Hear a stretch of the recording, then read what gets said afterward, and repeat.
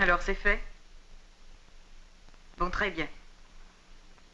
Nous allons voir s'ils vont tenir le coup encore bien longtemps.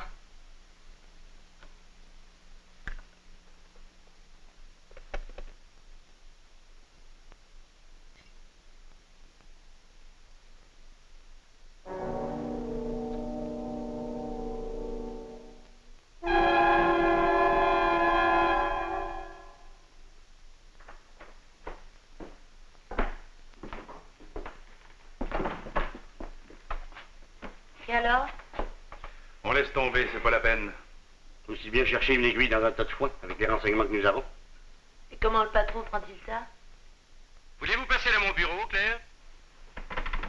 Tout de suite, patron.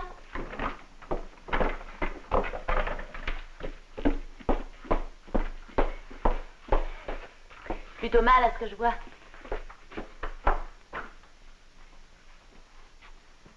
Messieurs, la réputation de l'agence est compromise. Tu exagères quand même. Je vois pas ce qu'on aurait pu faire de mieux. Trouver l'auteur des lettres anonymes, ça. Quand celui qui les reçoit n'a pas l'ombre d'un doute. Le patron devrait comprendre ça. On n'est pas capable de faire de miracles. L'agence que je dirige, cher monsieur Villeneuve, se retire de cette affaire, pas trop fière d'elle-même. Nous espérons cependant que dans les circonstances, vous tiendrez compte de notre souci d'honnêteté. Votre tout dévoué, etc., etc. Je veux que vous daviez cette lettre immédiatement et que vous l'apportiez le plus tôt possible à la poste. Je ne veux plus entendre parler de cette affaire. Vous désirez que je relise? Non, non, pas la peine. Ou plutôt si, vous la lirez à Rondeau et à l'éveillé. Ils sont directement concernés. Et vous direz à Stan qu'il apporte lui-même mon courrier, puisqu'il n'a pas autre chose à faire. Bien, patron.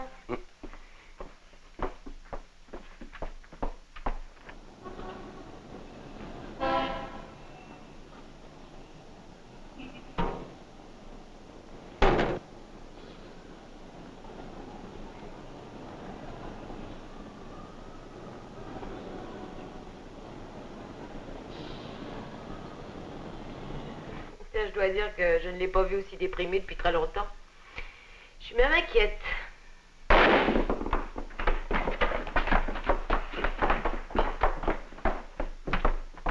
Qu'est-ce qui s'est passé? Je ne sais pas trop. J'ai reçu un projectile derrière la tête. Vous n'êtes pas blessé? Non, je ne crois pas. Étourdi seulement.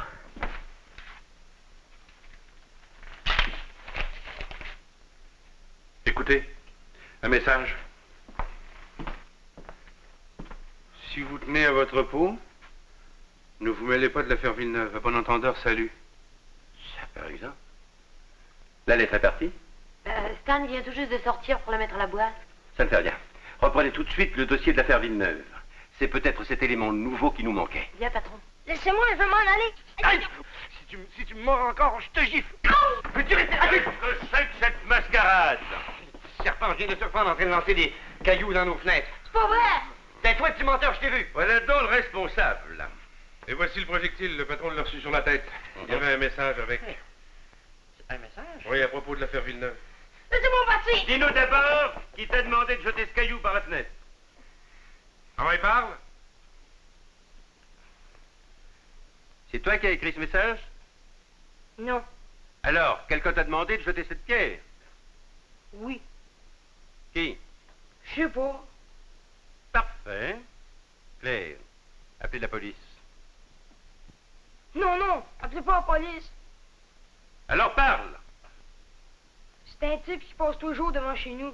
Je sais pas son nom. Qu'est-ce qu'il t'a dit? Il m'a donné une pièce pour que je lance un caillou dans votre fenêtre. Il t'a dit autre chose? Oui. Il m'a dit de me sauver au plus vite puis de jamais en parler à personne. Le type qui t'a demandé ça, c'est celui avec qui tu parlais au coin de la rue tout à l'heure? Vous l'avez vu? Ben, entrevue. Forcément, je me méfiais pas. Mais je pense que je pourrais le reconnaître. Parfait. Écoute-moi bien. Si tu montres à ces deux messieurs l'endroit où tu vois passer ce type tous les jours, je ne porterai pas plainte à la police. C'est d'accord? Oui, monsieur. Prenez son nom et son adresse, vérifiez pour être sûr, et puis vous le relâcherez. Mais je veux absolument le nom de ce type. Allez, viens. Allez, allez. Bon, c'est bien clair, sortez le dossier Villeneuve.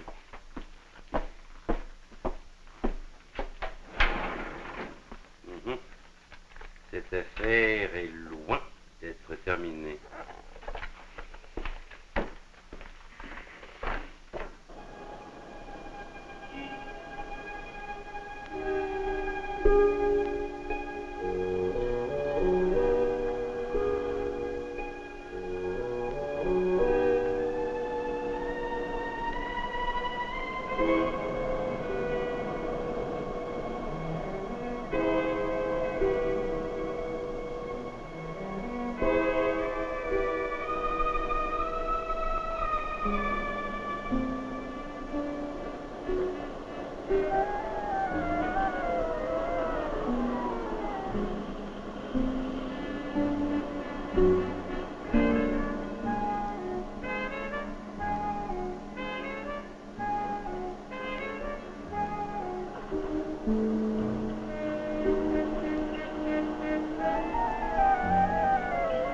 Non, aucun doute, c'est le même. Je l'ai parfaitement reconnu. Et d'après vous, il travaille chez Villeneuve et Dodier. Ah.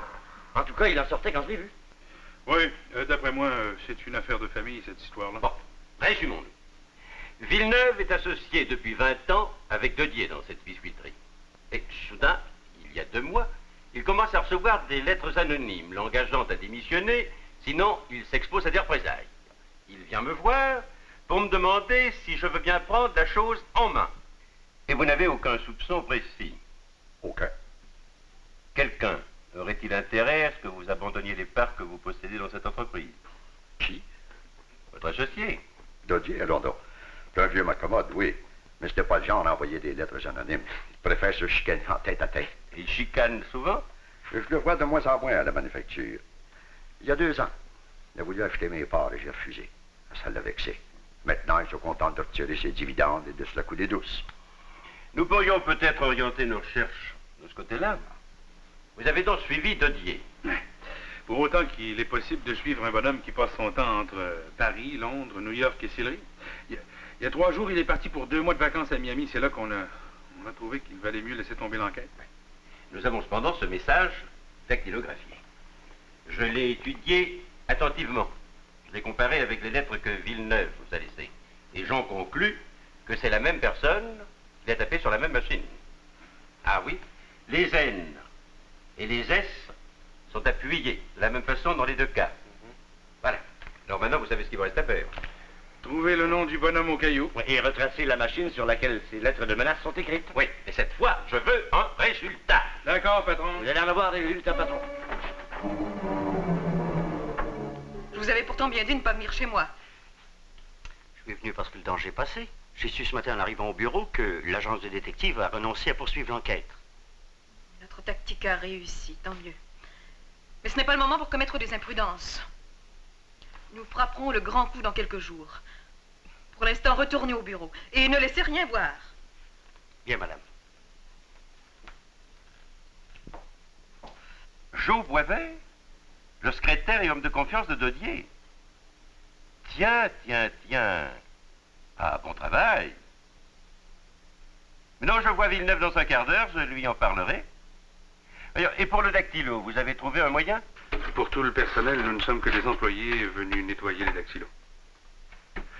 Ce serait pas une mauvaise idée de prévenir M. Villeneuve de ne pas en parler, hein? À personne, pas même à ses principaux collaborateurs. C'est ça. Au revoir, patron. Le patron rencontre M. Villeneuve dans 15 minutes. Il va tout arranger, ça. As-tu repéré le numéro de dactylo? Ouais. 71218. Bon. J'ai même indiqué sur la feuille. Tu travailles pas mal. Je pense que je vais te garder comme associé. Allez, viens.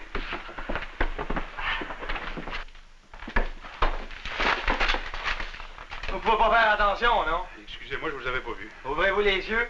Je vais vous aider. Laisse faire, je peux les ramasser tout seul.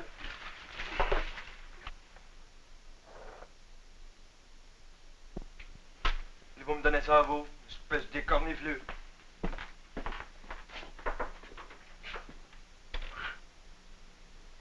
T'as vu l'enveloppe? J'ai pas eu le temps. Qu'est-ce qu'elle avait de spécial? Elle est adressée à Villeneuve. Elle a été tapée sur la même machine que les lettres de menace. Quoi? J'en suis certain. C'est un autre qui ne voudra pas perdre de vue, ça. T'as vu la façon dont il m'a arraché l'enveloppe? Alors, ça avance? Ça avance.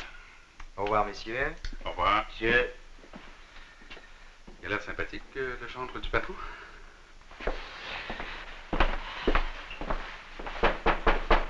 Entrez.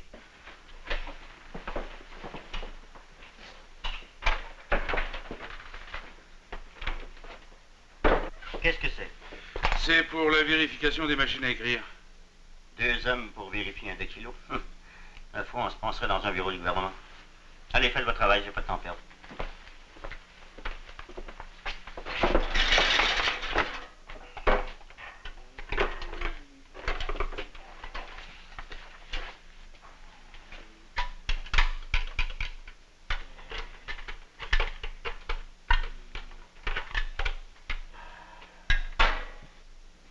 c'est bientôt fini, oui. Ce sera pas long, monsieur. Il nous reste à vérifier les touches.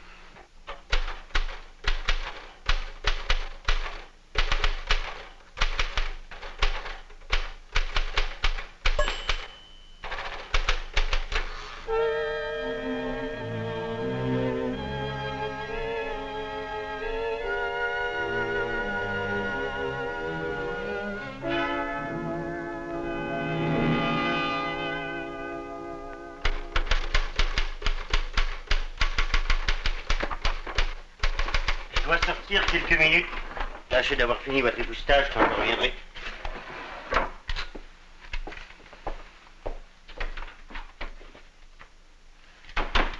Je suis pas fâché qu'il soit parti, celui-là, il me tape sur les nerfs. Voilà. S'il se doutait de ce qu'on sait sur lui, il serait moins fendant, le bois vert. Vous soupçonnez quelqu'un? Mes hommes sont sur une piste sérieuse. Nous savons que le secrétaire de votre associé n'est pas étranger à l'envoi de ses lettres. Joe Boisvert. Précisément. M'étonné. Nous voulons remonter à la source. Boisvert n'est probablement qu'un maillon de la chaîne. Monsieur Villeneuve? Excusez-moi. Je vous en prie. Oui, La correspondance est-elle prête? oui, vous pouvez venir chercher l'appareil.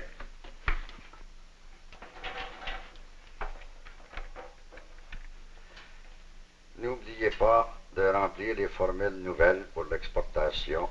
C'est très important. Merci. Excusez-moi. J'espère rapidement venir à bout de cette affaire. De toute façon, je vous tiendrai au courant. Je serai content quand cette mauvaise blague sera terminée. En tout cas, je vous donne carte blanche. Les portes de mon usine vous sont ouvertes 24 heures par jour. Au revoir. Au revoir.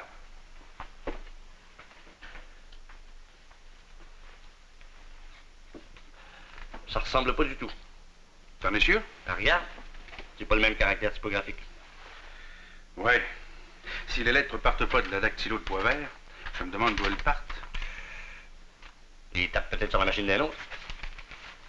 Allez, remettons tout ça en place. J'ai pas envie d'être encore ici quand il va revenir, le bulldog. De toute façon, le patron nous attend à 10 heures. Pour le dépouillement du scrutin, on aura tout le temps de comparer les papiers. Si on a le temps de finir notre corvée d'ici là, allez, viens.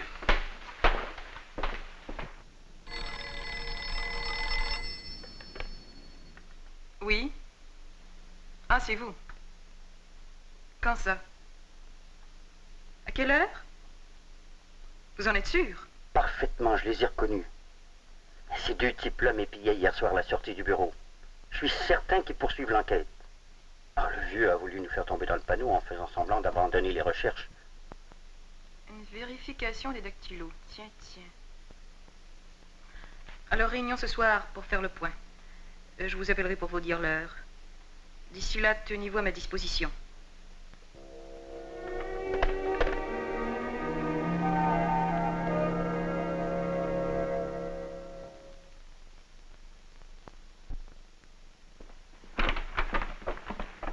Vous avez bientôt fini, non? Il est déjà 5h45 et tous les employés sont partis. Et j'attends que vous vidiez la place pour partir à mon tour. C'est notre dernier bureau.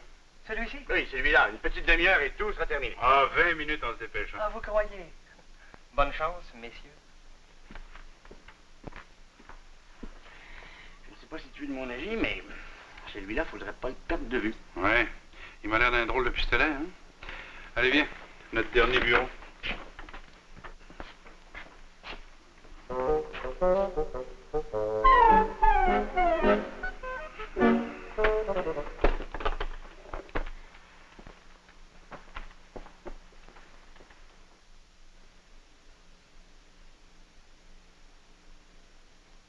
Aucun doute possible. Ces lettres de menace ont été écrites sur la même machine. Alors, numéro de série 21643, chambre 212. Vous souvenez-vous qui est dans ce bureau? Vous savez, patron, on en a tellement vu. Et puis on était surtout préoccupés par la machine de Boisvert, et comme c'est pas la sienne. Faudra vérifier. Ce soir? Non, demain matin. Les employés arrivent à 9 h. Soyez sur place à 8 h pour continuer votre enquête. Bien, patron. Bonsoir, patron. Et vous, monsieur Jobidon? Ah, moi, j'ai encore quelques vérifications. Il faut battre le fer tant qu'il est chaud. Bonne nuit, messieurs. Bonne nuit. Bonne nuit.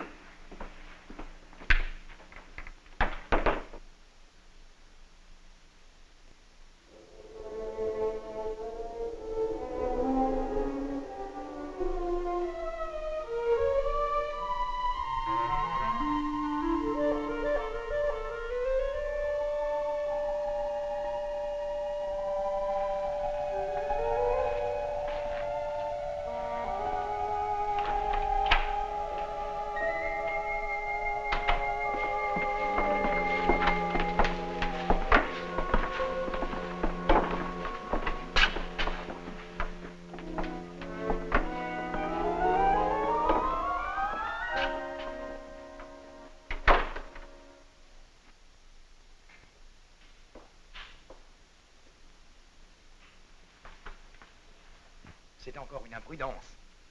Tu as toujours peur de ton ombre? Veux-tu me dire qu'il pourrait venir ici au milieu de la nuit? Allez, Boisvert, occupez-vous de ça tout de suite. Bien, madame. Je m'en occupe et je reviens.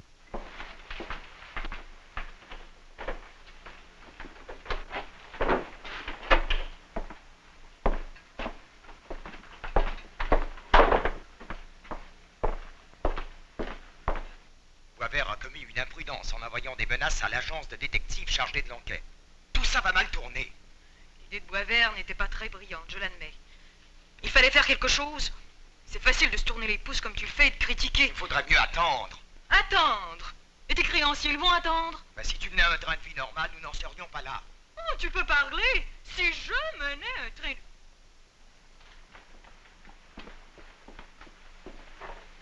C'est ici.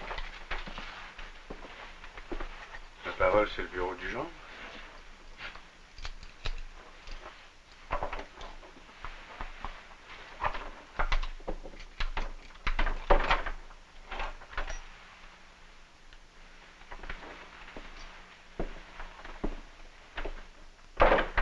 « 21 643, c'est bien celle-ci.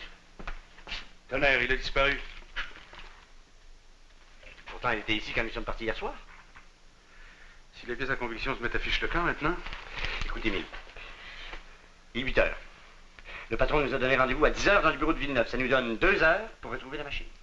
Bon, on va fouiller les bureaux de fond en comble avant que les employés arrivent. Allez, vite. Non, il n'est pas encore parti pour le bureau.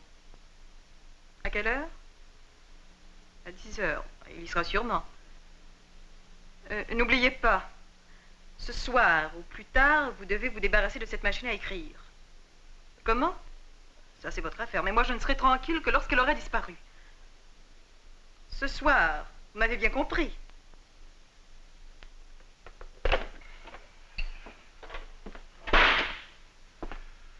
Quelle heure? 9h30. Ouais, c'est pas encore le temps de laisser tomber. Une autre petite demi-heure.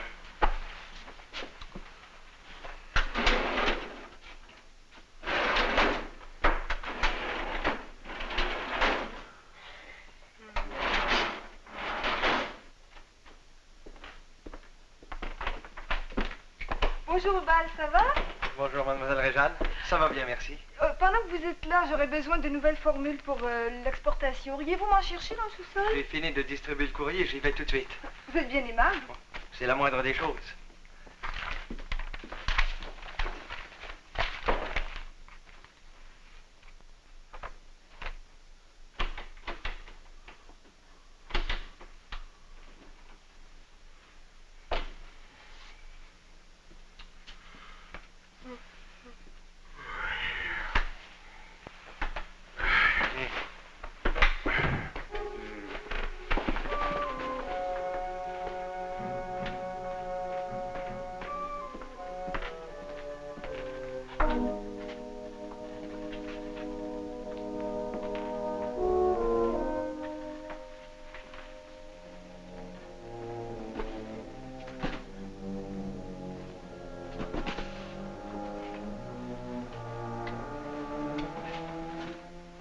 Tiens, comment on se retrouve?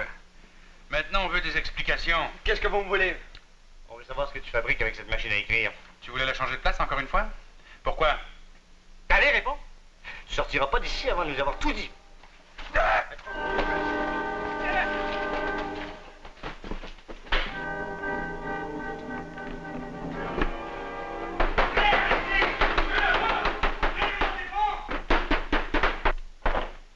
Je ne les ai pas vus. Personne ne les a vus ce matin. C'est embêtant. Surtout que je dois partir dans 10 minutes. J'ai rendez-vous en ville. Est-ce indispensable que je reste? Je préférerais, oui. Parce que si mes hommes ne se montrent pas, je vous mettrai immédiatement au courant du résultat actuel de notre enquête. Entrez. Ah, vous voilà, ce n'est pas trop tôt. Excusez-nous, patron, nous étions au sous-sol. Oui, enfermé dans un cagibi. Enfermé par qui? Par le coupable. Nous avions réussi à lui mettre la main dessus au moment où il allait disposer de la machine avec laquelle il écrivait les lettres de menace. Et comme nous allions mettre la main dessus, comme nous allions l'attraper vraiment, eh bien il s'est enfui en fermant la porte à clé derrière lui. Mais qui est-ce? Le voici, c'est lui. Mon messager? Ce sont eux, arrêtez-les. Arrêtez-vous, arrêtez. Mais laissez-le non, voyons. C'est une erreur. C'est lui le voleur de la machine, nous l'avons surpris dans la cave en train de la cacher. Ils mentent, ce sont eux qui l'avaient cachée. Je venais à peine de la trouver. Monsieur, Hubal est mon messager depuis déjà plusieurs années. Je n'ai jamais eu le moindre reproche à lui adresser. Non, je ne mens pas de garant.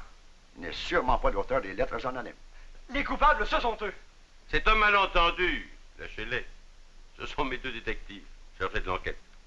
Si je comprends bien, il n'y a pas de coupable dans cette histoire. C'est peut-être une conclusion hâtive, car je crois que j'en connais plus d'un. Peut-on les connaître? À votre service, cher monsieur. Si monsieur Villeneuve veut faire marcher son dictaphone, sans doute connaîtrons-nous la clé de l'énigme.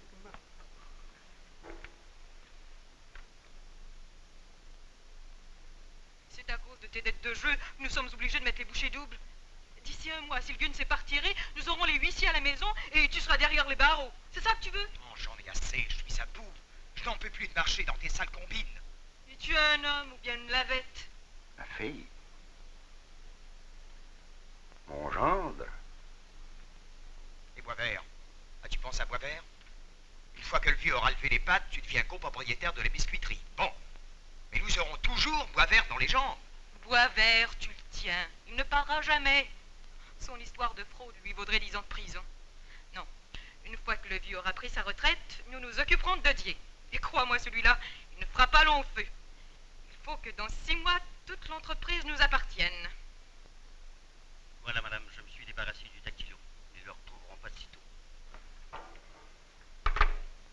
Cette conversation nous dispense de tout commentaire. Votre propre fille, votre gendre et le secrétaire de celui-ci avaient manigancé toute cette histoire. Le travail de mon agence est terminé. Maintenant, si vous voulez porter plainte, je suis à votre disposition. Et surtout si vous voulez profiter de la présence de ces deux policiers. Je vous remercie de votre excellente collaboration, mais je compte régler cette histoire moi-même.